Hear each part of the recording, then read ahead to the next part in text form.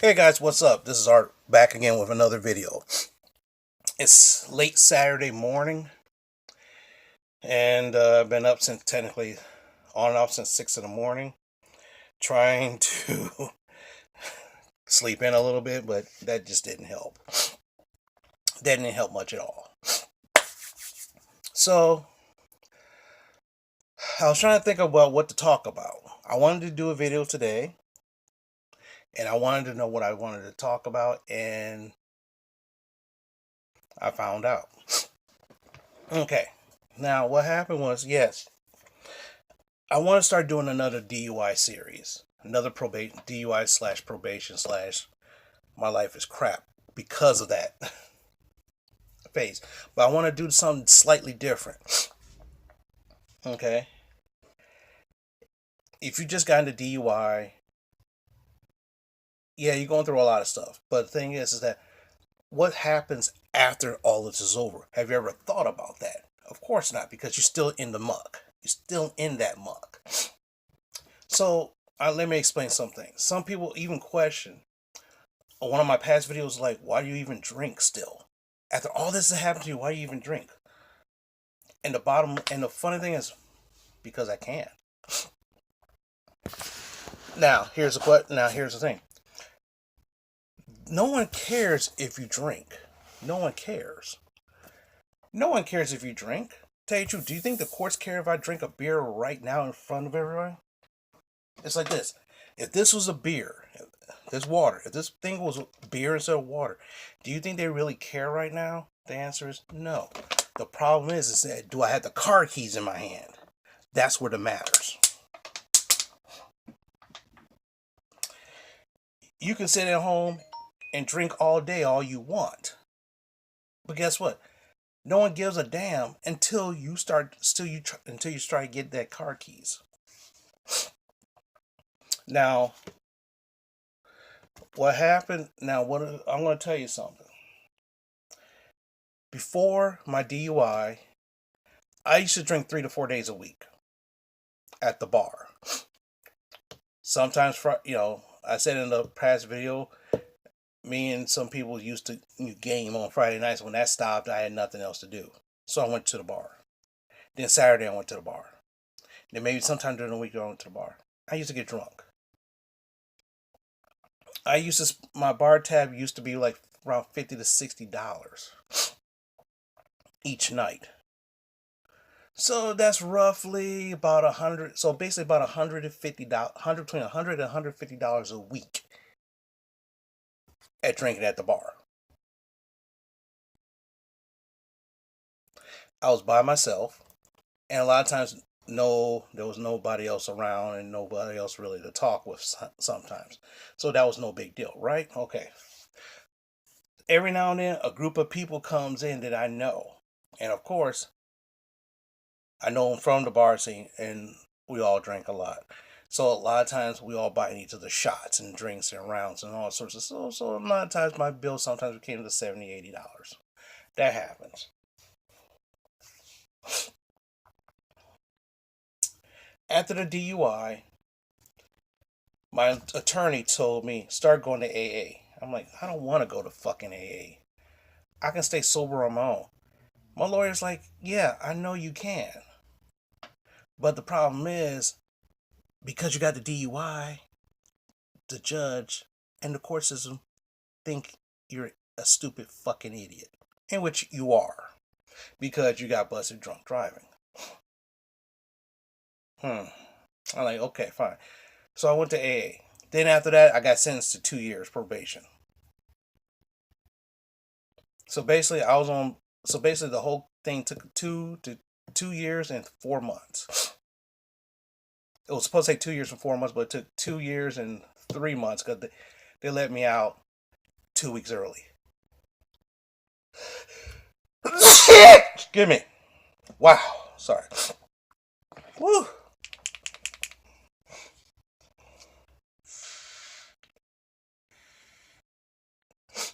Sorry about that. But anyway, so here's the thing. I was in an AA. Now, I'm going to talk to you about a little bit about AA. Now, I'm not going to tell you AA is the best thing for you. I'm not gonna say it's the worst thing for you. It all depends where you go. So what happens is when I got busted for drunk driving, I bought the book. This is the fourth edition. Now the thing about this book, the most important part of this book is the first 164 pages.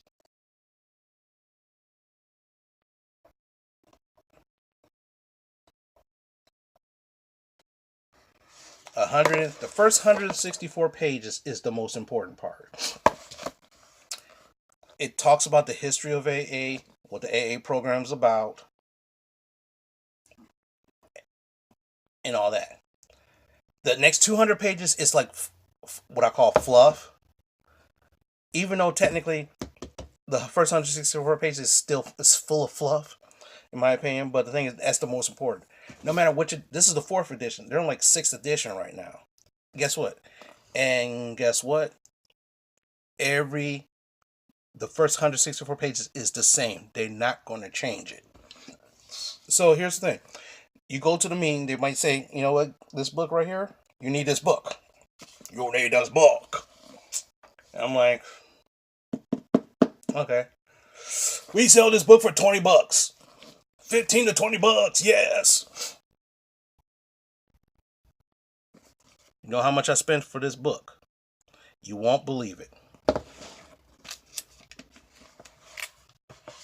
No, this is not the receipt for it.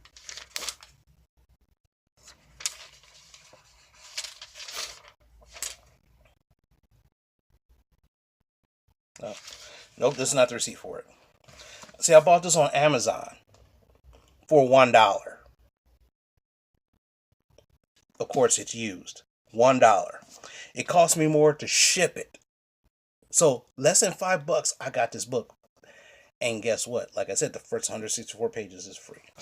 It's the same, no matter which one you go to. And the thing is, I read this. And the thing is that I'm not a big fan of Alcoholics Anonymous. I'm not a big fan at all. Believe me, I got kicked out of a lot of groups because of my viewpoint. But the thing is, this book has taught me something. I did learn something from Alcoholics Anonymous. I did learn something. But the thing is, I'm not going to tell you. What happened is, this book right here taught me how to drink responsibly. What? What you say? Wait, hold on. Isn't that you supposed to stop drinking? No, this book taught me what I got out of this book taught me how to drink responsibly. Before I used to get drunk. I used to drink to get drunk and be sloppy shit faced. I drink these days to keep my wits about me. Okay? That's what this book has taught me. Sounds weird, but then again, when I laid that out to my group, I got this weird stares like, really? Are you serious? No way. No, no, no. No, no, no, no, no. That's not how it works. I said, but that's what I got out of it.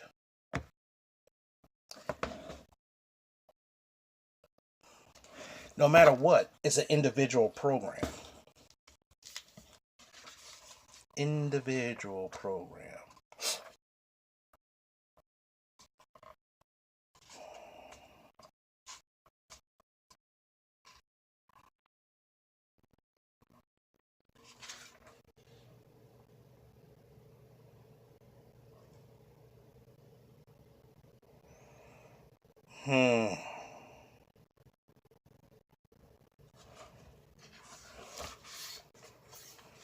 Trying to see. Here it is.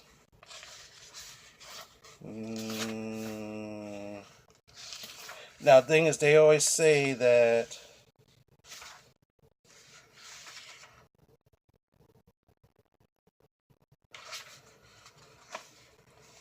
this right here is the Bible. This tells you everything about how to keep sober. And I'm like, okay. Now, like I said, I really don't there's certain concepts about it because it's a spiritual program. And they said, well, and the thing is that in a court of law, you can argue that this is a religious thing because they treat it like a religion. You didn't hear that from me. But the problem is with that is that if you don't go and you able to say, for example, if you're able to get out of it because of that, you might get something harsher.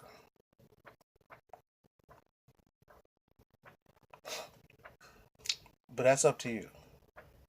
To me, to sit in this meeting twice a week for an hour and a half for 3 hours a week wasn't that bad.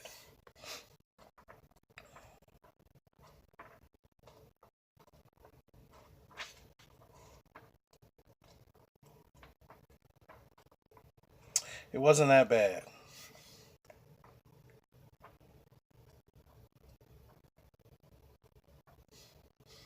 Okay, so here's the thing. This is what I was looking at. I'm going to go over the 12 steps quickly. The first step is that we admitted that we're powerless over alcohol and our lives have become unmanageable. Now, the funny thing is, when I was drinking, my life was manageable. Why? Because I was paying my bills. But then again, they say, well, guess what, Mr. Warren, Art, guess what? You're very high functioning. You're an alcoholic, but you're high functioning. The problem is that only you could decide if you're an alcoholic or not. Do I have a problem with alcohol? The answer is yes.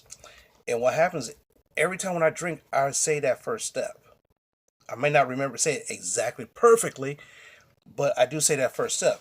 Basically, what that means is that you have no control over your drinking. That's my opinion. So that means if you feel like for example, like now, if I say I go out and have a couple drinks, I could stop and say I'm done. Other people can't. Now, two, came to believe a power greater than ourselves could restore the sanity, and that's where I get the this is where I get the most hang up because this is where I say where the so-called religious part comes in because they say it's a spiritual program, so you got to believe in a power greater than yourself. You got to have a higher power.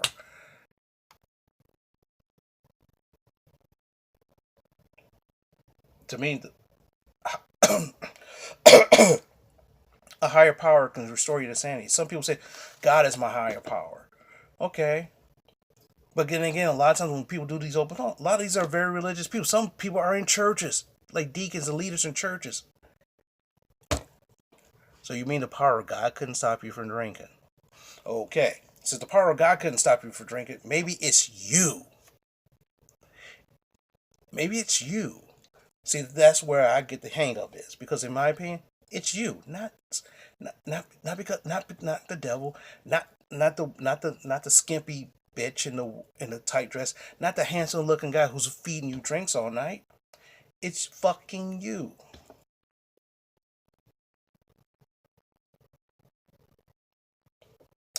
That was kind of poetic anyway. Three, made a decision to turn our will and our lives over to the care of God as we understood Him. Bah. Hell no. If I don't believe in a higher power restoring insanity, why would I put my faith and trust in this thing? According to this, could be my higher power. This flashlight is my higher power. In theory, it could be anything that you choose. This could be your higher power, but it has to be greater than yourself. Well, the only thing that's greater than myself is my ego. My mind is greater than me, so guess what? That's how I look at it. That's why I can't do this program. And this program is not for everyone. I said this program is not for everyone, but it doesn't mean you can't learn from it. Now, four, make a searching and fearless moral inventory of ourselves. Basically, that means you sit down and say, "This is what my shortcomings are. This is what I do good. This is what I work best. This is my weaknesses. This is my strengths." That's what they're talking about.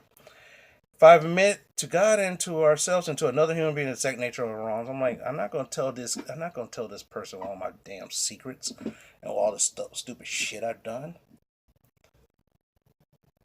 It's kind of like a confessional, like a Catholic does confessional. He tells that person everything. Okay? So if you're Catholic, that's kind of like what you do on a normal basis. And the thing is, a lot of times we do this stuff on a normal basis, but we just don't understand. But the thing is, we don't do it the AA way. And I'm like, screw it. But doesn't mean you can't learn from it. We're entitled ready to have God remove all these defects of character. Well, guess what? If you don't believe in a higher power, you can't remove it. You have to work on that stuff yourself. My opinion. See, if you're an alcoholic and you follow this program, you will believe it 100%. You won't be skeptical. Me, I'm a skeptic. So, me saying that I gotta rely on this to what's my responsibility? If I can rely on something higher power, if I can say, tell you the truth, you know who my higher power is? My higher power is Doctor Who. Doctor Who is my higher power. So I'm going to dedicate my life to Doctor Who.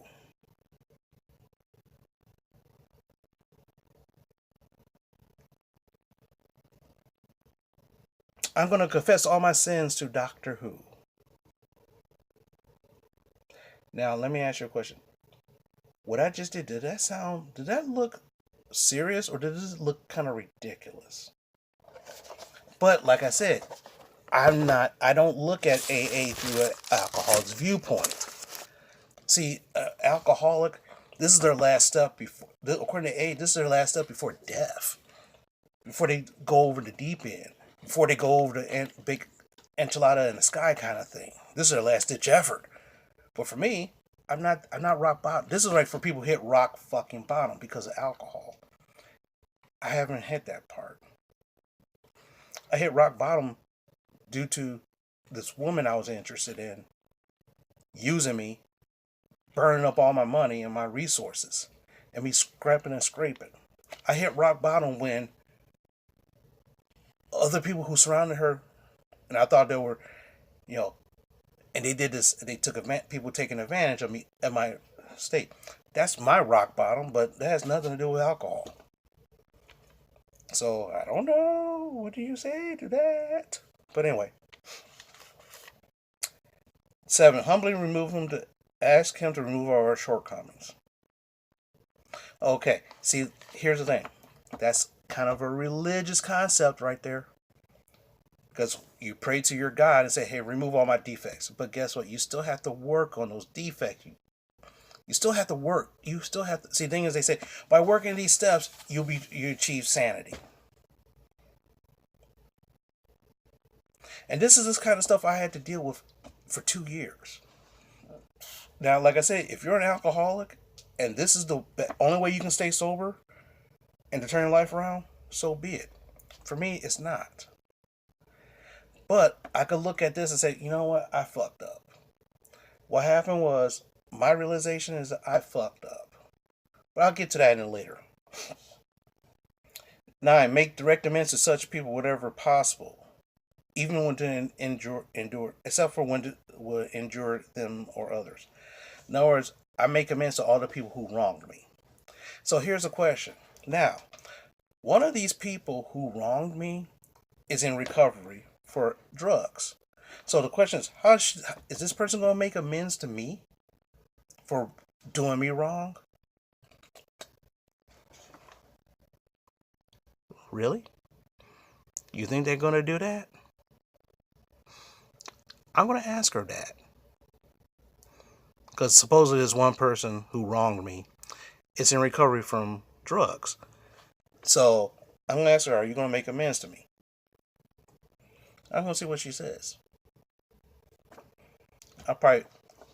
One day I'll ask her that, but not today. 10. Continue to take personal inventory and wound while promptly amendment. That means if I fuck up and I did you wrong, I admit I fucked up, I did you wrong. I made a mistake. Let me apologize. That's something you should be doing in everyday fucking life. But then again, they say alcoholics are selfish people. We put ourselves before everybody else. until we get humbled. Okay. 11, sought through prayer and meditation to improve our conscious contact with God as we understood Him, praying for only for knowledge, for His will, and the power to carry that out. That means it's like for the religious saying that I pray every day and I read the Bible every day. So in a sense, you read this book every fucking day, or once a week, or once a month, or you continue. You keep going to meetings. You keep concentrating. You keep meditating on your stuff.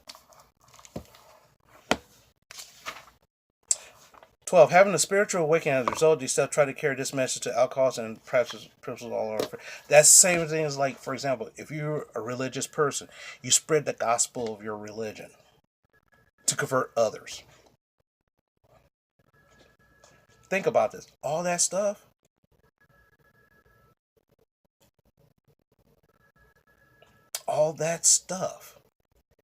it's the same. If you think about it, it's almost religious in some respects.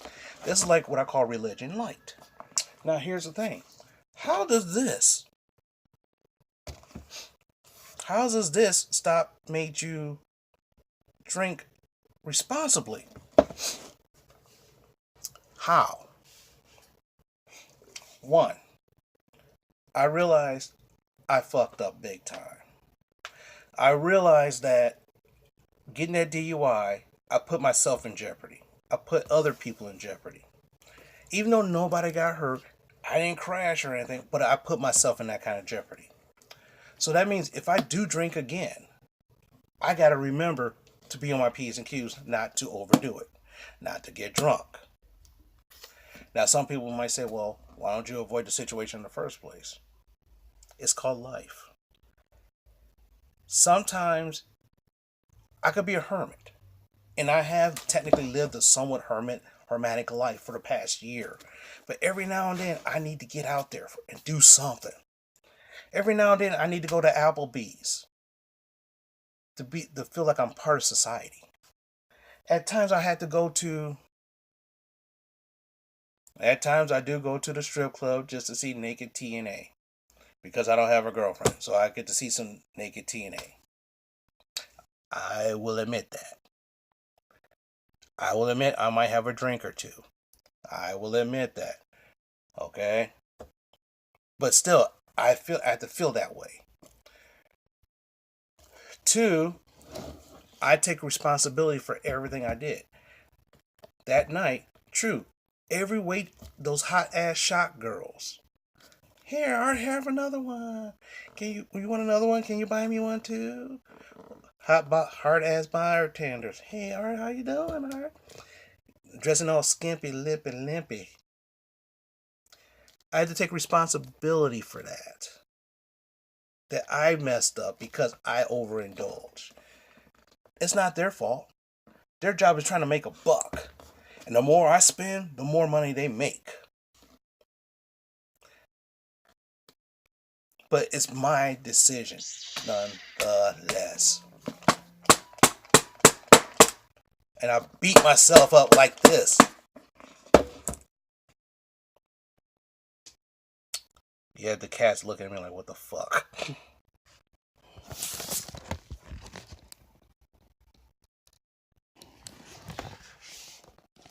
She's sitting here looking at me like, what the fuck?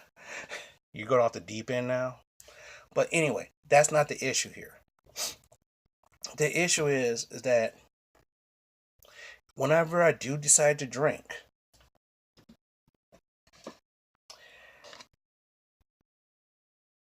whether I go out to get a coffee, I can get this morning I couldn't sleep, so I went out to get a coffee. This cop followed me for 5 minutes.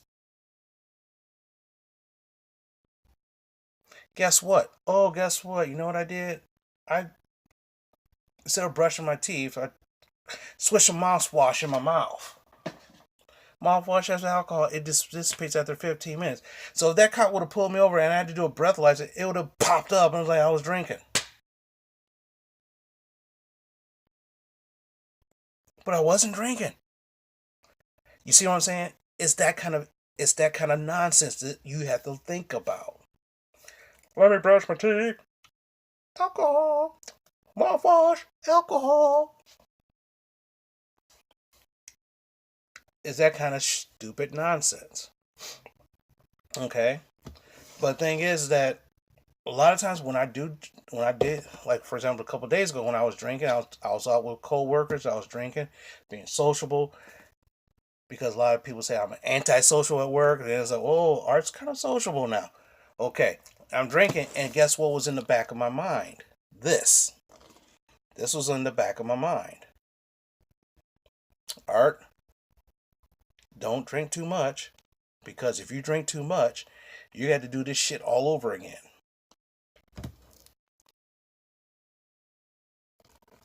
That's what it taught me. Now, I'll tell you the truth. See, the thing is, that's what this has taught me. It might, if you buy this book, I mean, tell you the truth, I would suggest you buy the book. Get it cheap. Don't download the version. Don't get a downloaded version because that's $15. Go to Amazon, go to eBay or something like that, or Goodreads or whatever the fuck you want to get it at, and you can get this thing for like $1 or $2, less than 10, and just read it. And the funny thing is, in a way, by reading this, it kind of opens your eyes to your own behaviors. Kind of, because you're reading the stories of what these idiots did. Funny thing, this was in the 1930s. This book was written in the 1930s. Okay? And then you get to read these stories, you're like, damn, this guy was fucking insane.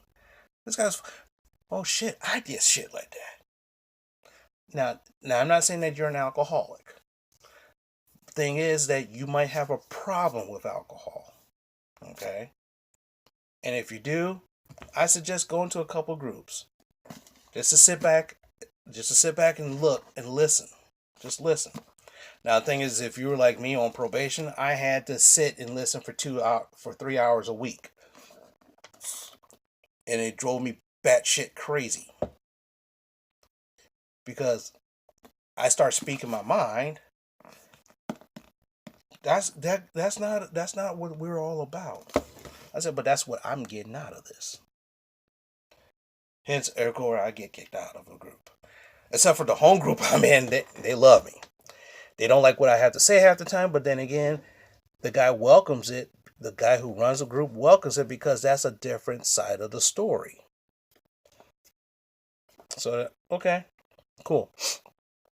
So this is right. So this is what I do. And like I said, I read this once a year. Sometimes twice a year. Like, for example, the first year I bought this, when I first got this 3 years ago, I was on vacation. I read it all in a week. I read it all in a week. Didn't understand it, but after reading it like 2 or 3 times and going to the meetings, it made sense. Now, like I said, I'm not a big proponent, I'm not a big supporter of AA because I think you have a better chance of doing this stuff better on your own. But if you feel like you need to do this, then go ahead and do it. My suggestion is just try, be careful what kind of groups you go into because some of them, they're pretty batshit crazy. So that's the end of this video. I'm sorry this is a lot longer than I wanted to, but it's kind of hard to cram this whole thing of how I feel about this into one video instead of making 2 to 3 videos on it. This might be like I'm gonna go live and talk about this shit kind of thing. I might even do. I wonder if I can do that. I wonder if I can do live. Then I could talk about this more in detail. I'll think about it. But like I said, after you watch this video, tell me your thoughts. Like I said, my suggestion is to read the book. And guess what? If you got the book like this, if you got this book for like less than $1 or like less than 10, you got to steal. At least you got something to read and keep your mind occupied a little bit. Have I ever read these stories in the bag? Nope. Don't care about it.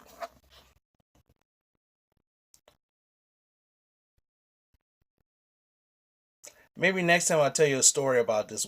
Maybe I'll tell you a story about this one guy who thought he can get away was something shady with this book. And with that, I'll talk to you guys later.